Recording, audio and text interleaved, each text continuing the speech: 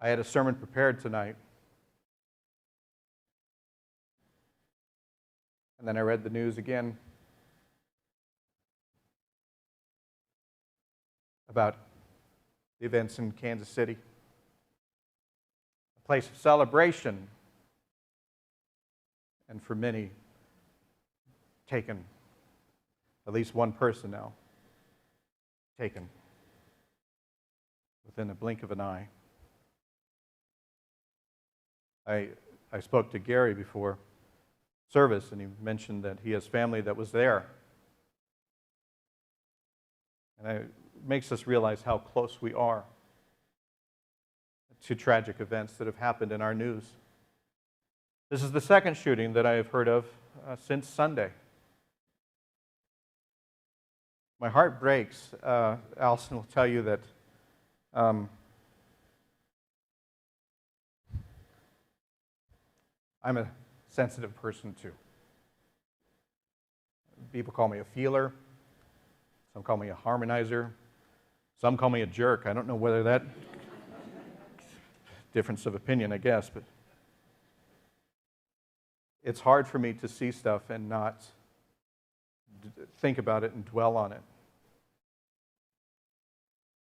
And it's hard for me to see that stuff and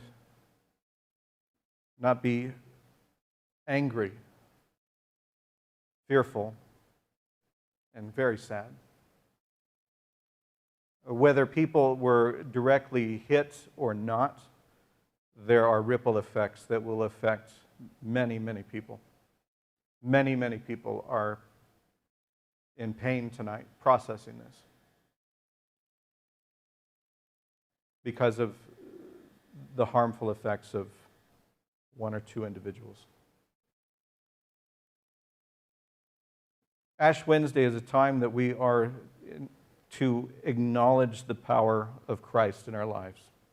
It's a time that we are to acknowledge our own sins. It's the time of year that we are to take self-inventory of the times that we have sinned. And sin truly means, it's an old archery term, it just means off the mark. But for me, a definition of sin is any time that you have hurt someone else, that you've hurt yourself, or that you have in some way blocked your relationship with Christ. Anytime that you're off that mark. And it's also a time that we think about our own human mortality. We're reminded of the two things that we all have in common. No matter what your beliefs are, no matter where you're from, every one of us has done something that has harmed somebody.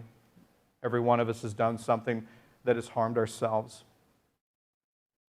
And every one of us will die. That's the things that we have in common. And I wonder sometimes what the world would be like if we thought about that more. If we thought about those things that we have in common more often.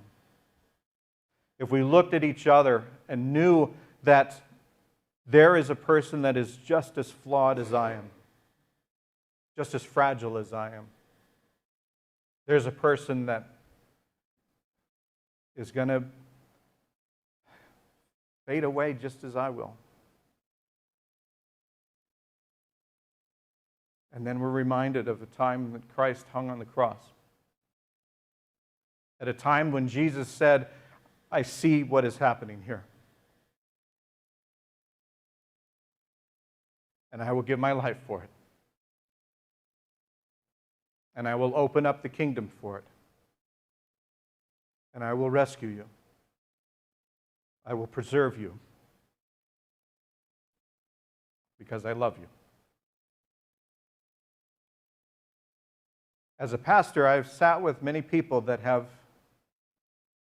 died and been dying. I'm sure that I'm not the only one here that has sat next to somebody that has knew that they were going to die. And you know, the things that they worry about They're never the things that I spend most of my days worrying about. It's not about financial things. When someone's on their deathbed, they really don't give a crap who president is. They think about their family.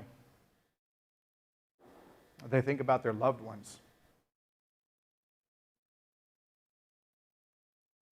And they think about their relationship with Christ.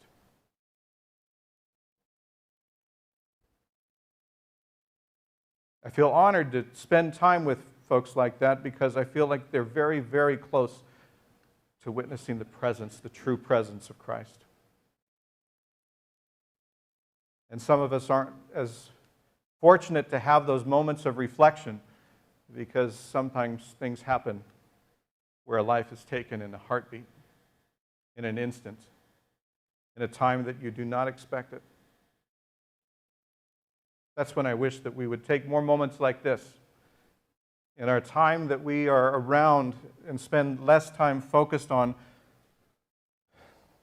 the petty things that we worry about in this world and spend more time thinking about how fragile this world is, how human we all are,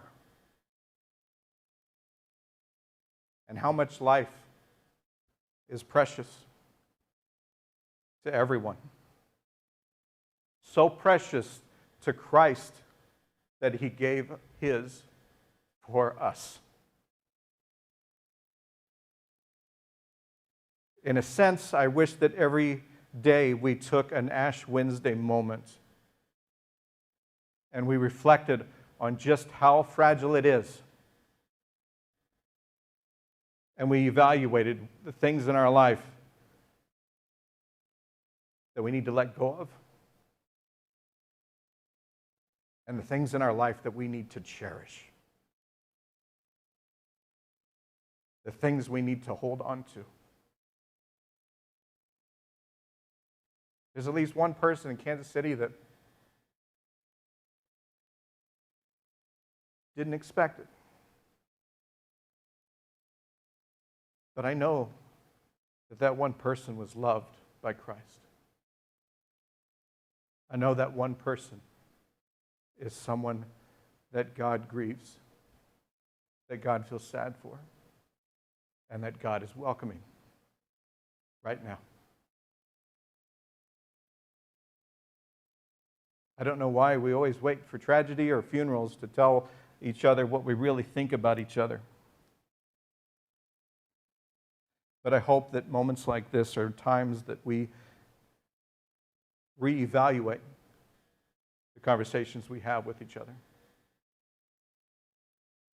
Instead of arguing over piddly things or worrying about politics or gas prices or we just think about the people we love. And we think about Christ in our lives. And we give thanks for all of it.